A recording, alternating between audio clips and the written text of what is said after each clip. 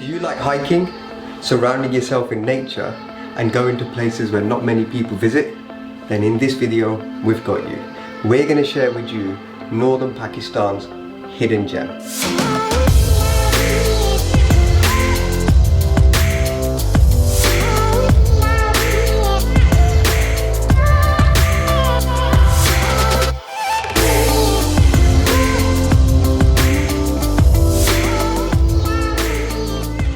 Northern Pakistan was probably one of our favourite places in the whole of Pakistan to visit.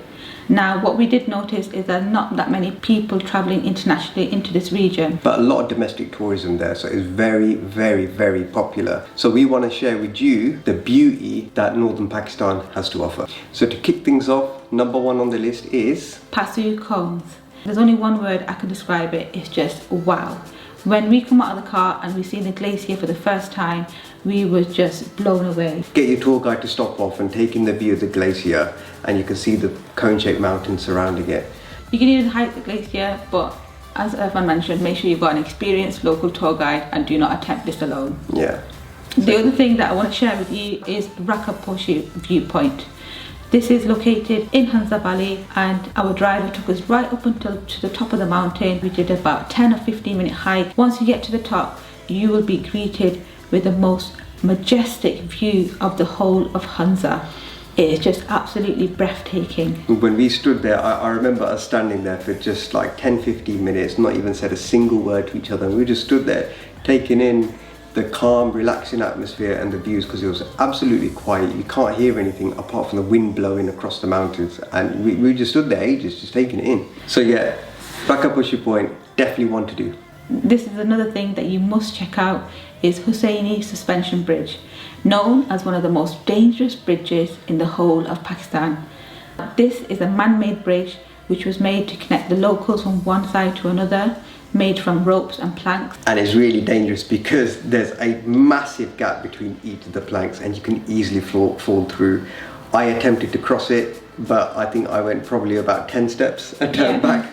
It is quite scary, it's a thrill. Well, definitely give it a visit, attempt to walk across it, and I would really give yourself a pat on the back if you get to the other side. And on the way to the bridge, there's locals have got little stalls set up and you can buy dried fruit from them, which is a local delicacy. Yeah, so it's free to enter, but just remember, please mind the gap. Mind the gap. So next on the list is Altit Fort.